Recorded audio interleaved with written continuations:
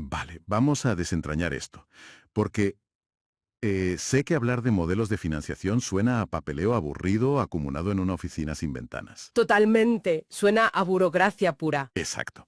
Pero el objetivo de esta inmersión a fondo es entender los engranajes ocultos que deciden quién sana y quién no. Si un paciente ha esperado meses para una cita médica o si ha sentido que en el hospital querían darle el alta demasiado rápido, pues es muy probable que la culpa no la tenga la falta de médicos. Ajá. Ni un diagnóstico complicado, claro. Eso es. Lo más probable es que esa decisión médica esté dictada por un contrato invisible firmado en un despacho a kilómetros de distancia. Así que hoy vamos a explorar ese mundo invisible, cómo la forma en que cobran los hospitales afecta directamente a la calidad de la atención médica. Y fíjate que para entender esos engranajes, tenemos sobre la mesa un documento excepcional. Se trata de un trabajo de grado de 2023. Reciente. Muy reciente. Está elaborado por investigadores de la Universidad de Antioquia, en Colombia. El título es, a ver que lo leo bien, Ventajas y desventajas del modelo de contratación pago global prospectivo frente a otros modelos de contratación en salud en Colombia. Un título largo, desde luego. Sí, lo es. Pero lo interesante de fijarnos en el sistema de salud colombiano es que funciona como un laboratorio perfecto, o sea, a escala nacional. Es ideal para observar en tiempo real el choque frontal entre las fuerzas del libre mercado y el derecho a la vida. ¡Guau! Sí, es un caso de estudio verdaderamente brillante. Pues para quienes nos escuchan, la misión hoy es traducir ese caso de estudio. Porque aunque estemos hablando de Colombia, las dinámicas de quién paga, quién asume el riesgo y quién atiende al paciente, pues son universales. Totalmente universales. Así que para comprender ese modelo nuevo, el famoso pago global prospectivo del que habla el estudio, primero necesitamos entender el terreno de juego. ¿De dónde viene toda esta estructura financiera? Pues mira, el origen está en la década de los 90, concretamente con la Ley 100 de 1993 en Colombia. Ese momento marcó una frontera absoluta, Ajá. ¿Por qué? porque antes existía un sistema nacional de salud clásico. El Estado financiaba directamente a los hospitales públicos. Es lo que llamamos técnicamente subsidio a la oferta. Vale. Pero con esta ley se dio un giro de 180 grados. Se pasó a un sistema general de seguridad social en salud basado en lógicas de mercado regulado, o sea, el subsidio a la demanda. A ver, frena un momento para asegurarme de que te sigo bien. ¿Me estás diciendo que el Estado dejó de darle el dinero directamente a las clínicas para que funcionaran y empezó a poner la pasta en otro sitio? Precisamente, el Estado empezó a canalizar los fondos a través de intermediarios financieros, y aquí es donde entran las siglas clave de toda esta historia. Vale, cuéntame. Por un lado, se crearon las EPS, que son las entidades promotoras de salud. Actúan, a grandes rasgos, como aseguradoras. Aseguradoras, vale. Sí, ellas reciben el dinero público mediante una prima anual por cada ciudadano afiliado. Una tarifa que se conoce como la UPC, o Unidad de Pago por Capitación. UPC, entendido. Ese es el primer actor. Y el segundo actor son las IPS, que son las instituciones prestadoras de servicios. Vale, las IPS son los hospitales de toda la vida, ¿verdad? O sea, las clínicas, los centros de salud físicos, donde hay médicos, bisturís, camas. Eso es. Las IPS prestan el servicio médico real, pero las EPS son las que gestionan el dinero. Ya, claro. Y ahí hay un choque de trenes. Enorme. El gran problema estructural surge de la profunda asimetría de poder que se crea entre estos dos actores. El diseño mismo del sistema fomenta que quien tiene la bolsa del dinero, o sea, la aseguradora, imponga las tarifas, los plazos y las reglas. Claro, al que tiene que poner los equipos y el personal. Me imagino que esa separación genera un nivel de desconfianza mutua tremendo. Tremendo es poco. De hecho, el estudio menciona unas cifras de deuda que son escalofriantes. Habla de que para junio de 2021 las deudas que esas aseguradoras tenían con los hospitales superaban los 11,2 billones de pesos colombianos. Una barbaridad. Y para finales de ese mismo año ya iban por 12,7 billones. Es una locura. Es como si un propietario tuviera todo el poder sobre un inquilino que apenas puede pagar la luz. Es una buena analogía. Pero la gran duda que me surge es, a ver, si el Estado gira el dinero de forma regular a través de ese fondo llamado ADRES, ¿cómo es posible que el dinero se atasque así? y los hospitales terminan asumiendo todo el estrés financiero. Pues esa es la consecuencia directa de lo que en regulación económica se denomina abuso de posición dominante. Ah, vale. La aseguradora, al buscar maximizar su propia rentabilidad o simplemente cuadrar sus propios balances, pues tiene el incentivo perverso de retener el capital el mayor tiempo posible. Pero, ¿cómo hacen eso de forma legal? Pues imponiendo una burocracia asfixiante al hospital. Empiezan a exigir autorizaciones previas para procedimientos que son rutinarios, realizan auditorías constantes y utilizan una herramienta administrativa muy particular que en Colombia llaman glosas. Glosas. Suena a término lingüístico. Anota a pie de página en un libro antiguo. Ya, pero en este contexto va mucho más allá de una simple corrección. Es una estrategia calculada de dilación. ¿Cómo funciona? Consiste en que la aseguradora revisa la factura que le envía al hospital tras atender a un paciente y busca la mínima discrepancia. Puede ser que falte una firma, que un código no coincida exactamente o que falte la copia de un informe. Vaya tela. Y con esa excusa rechazan la factura entera y bloquean el pago hasta que el hospital inicie un proceso de subsanación. Madre mía. O sea que el hospital gasta recursos reales, paga sueldos, gasta material quirúrgico y luego se pasan meses o años peleando con un auditor para recuperar ese dinero. Exactamente. Queda claro que este terreno de juego pone a las clínicas al borde del infarto financiero. Entonces, si esto es un cuello de botella constante, ¿cómo se supone que deben pagarse los servicios? Porque el estudio analiza los contratos tradicionales y parece que todos tienen trampas inmensas. Sí, el documento desgrana las alternativas clásicas y empieza por el modelo retrospectivo o más tradicional, que es el pago por evento. Pago por evento, vale. Su lógica parece muy sencilla. El hospital atiende al paciente, hace las pruebas, opera y luego le envía la factura detallada a la aseguradora. Se paga después de la atención y tempor ítem. Vale, entiendo el mecanismo. Es como ir a un restaurante y pagar por porción consumida, ¿no? Ajá, Pero claro, si el restaurante es el hospital, tiene todo el incentivo del mundo para atraerte 5 platos de postre, convencerte de que necesitas 3 raciones de pan y pedirte la bebida más cara. Cuanto más consumas, más facturan. Te incentiva a comer hasta reventar. eso es. Genera lo que el estudio llama sobreutilización. Y el dato que aportan los investigadores sobre esa sobreutilización es muy revelador. Este desequilibrio puede llegar a devorar más del 92% de la prima asignada para los servicios. El 92%. Sí, es un sumidero de recursos que hace que el modelo sea económicamente insostenible. A ver, voy a hacer de abogado del diablo un momento. Adelante. Acabas de decir que el pago por evento quiebra el sistema, porque incentiva a hacer muchísimas más pruebas. Pero aquí es donde se pone realmente interesante. A ver. ¿Acaso el pago por evento no es mejor para el paciente?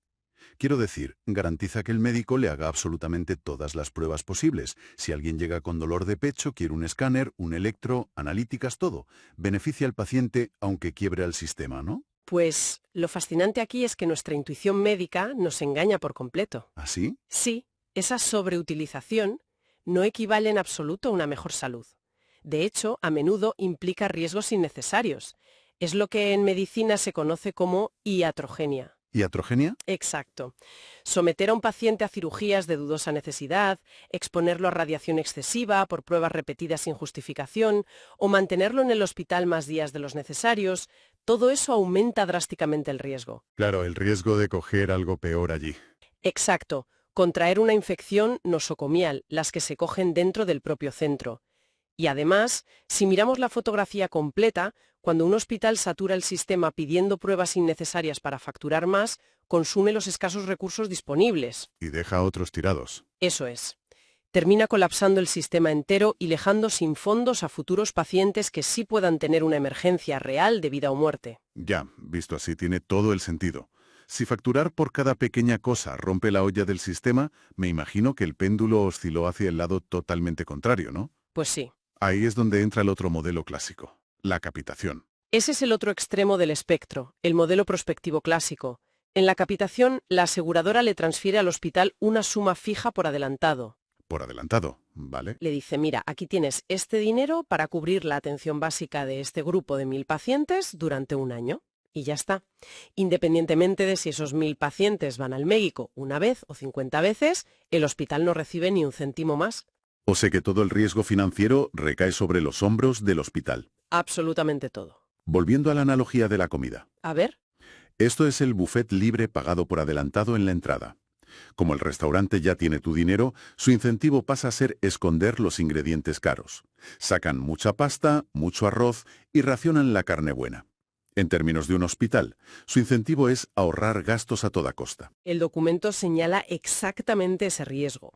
La capitación mal gestionada incentiva a la clínica a contener el coste enviando medicamentos baratos, aplazando cirugías o remitiendo al paciente a niveles más altos de complejidad en otros centros para no asumir ellos el coste de la prevención. Genera unas barreras de acceso enormes para los enfermos. Brutales. Pues llegamos a un punto de bloqueo absoluto. Si el evento quiebra a la aseguradora y la capitación perjudica al paciente porque el hospital intenta ahorrar en su salud, tiene que haber otra vía. La hay. Y aquí es donde entra en escena el protagonista de nuestra inmersión a fondo. El pago global prospectivo, o PGP. ¿Qué tiene de diferente para que los investigadores lo consideren un posible cambio de paradigma? Pues el PGP intenta tomar la contención de costes de la capitación, pero eliminando sus perversiones. Y para que un contrato se considere verdaderamente un pago global prospectivo, la universidad marca 3 requisitos innegociables. A ver cuáles son. Primero, un presupuesto fijo estipulado de antemano. Segundo, dirigido a una población nominalmente identificada, con nombres y apellidos. Y tercero, delimitado a una zona geográfica y a un periodo de tiempo concretos. Vale. La zona geográfica me imagino que es vital porque el perfil de enfermedades cambia mucho, ¿no? No es lo mismo cubrir a 10.000 personas en una zona rural con alta exposición a pesticidas que a 10.000 oficinistas en el centro de Madrid o de Bogotá. Exacto, el contexto lo cambia todo. Pero en el fondo, a ver, esto suena muy parecido a la capitación. Le dan un dinero fijo al hospital y le dicen arréglatelas. ¿Suena parecido? Sí, pero la diferencia radica en la sofisticación de lo que se transfiere y en cómo se calculan esos fondos. El estudio lo divide en 2 conceptos clave: el riesgo primario y el riesgo técnico. Vale, riesgo primario y técnico. Explícame eso. El riesgo primario es la probabilidad epidemiológica de que la población enferme. Ese riesgo tradicionalmente lo asume la aseguradora. Luego está el riesgo técnico, que es la variación en cómo se utilizan los recursos o si ocurren complicaciones por una mala atención. Ujú. Con el PGP, el hospital asume ambos riesgos dentro de ese presupuesto fijo, pero el cálculo inicial se hace basándose en el historial clínico real y detallado de esa población específica. Ah, claro, y ahí es donde se produce el gran giro filosófico del que habla el texto, ¿verdad? Totalmente. Si pensamos en los incentivos, si un hospital tiene un presupuesto cerrado y exhaustivo para cuidar a una población todo un año, la única forma matemática de que esa clínica sea rentable al final del año es, pues que la gente no enferme. Has dado en el clavo. El modelo invierte el incentivo perverso. Ahora la clínica gana financieramente si invierte masivamente en promoción y prevención, lo que llaman P&P. Claro. Si la clínica hace campañas proactivas, detecta una prediabetes a tiempo y la controla con una pastilla, evita que ese paciente desarrolle una diabetes severa que requiera diálisis meses después. Claro, porque la diálisis, la cama de hospital, todo eso hundiría el presupuesto fijo. Exacto. Evitar complicaciones es la única vía para que los costes bajen y la rentabilidad suba. Es una lógica brillante. Es como pagarle a un mecánico una cuota mensual fija para que garantice que el coche nunca se averíe, en lugar de pagarle solo cuando el motor explota en la autopista. Es un gran ejemplo. Ese mecánico te va a llamar para mirarle el aceite antes de que se rompa. Claro. Y fíjate en otra ventaja operativa que subrayan. Al estar el dinero preasignado, se elimina de un plumazo la burocracia de la que hablábamos. Adiós a las autorizaciones previas y a las facturas por evento. Lo cual nos lleva a lo que llaman eficiencia operativa, ¿no? El estudio menciona que esto obliga a los hospitales a mirar con lupa los componentes del costo médico. Obliga a una eficiencia extrema. Por ejemplo, obliga a agilizar el giro cama, liberar camas rápidamente. Un hospital bajo un PGP no puede tener a un paciente ocupando una cama 3 días extra porque un trámite va lento. Lo curas bien, lo mandas a casa y ahorras. Todo esto suena espectacular en el papel, una utopía médica. Pero claro, me imagino un gerente de hospital en Medellín intentando aplicar esto un lunes por la mañana. ¿Qué pasa cuando esta teoría inmaculada choca con la cruda realidad de los hospitales en Colombia?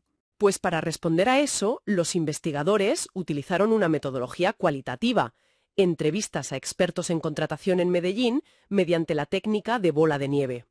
Ah, contactando de uno a otro. Sí, sumergiéndose en las trincheras. Y los hallazgos muestran luces y sombras muy reales. Me imagino que la principal ventaja es el respiro económico, ¿no? Dinero por adelantado para los hospitales. Sin duda. La mayor ventaja fue el flujo de caja predecible. Saber que los fondos están ingresados permite pagar nóminas y planificar. También confirmaron la reducción drástica de personal administrativo persiguiendo facturas y una atención más rápida y de mejor calidad para el usuario. ¿Por qué es un peligro tan grande? Imagina que una aseguradora negocia con un hospital y le dice, oye, según nuestros datos, esta población es mayormente sana. El presupuesto fijo será de X.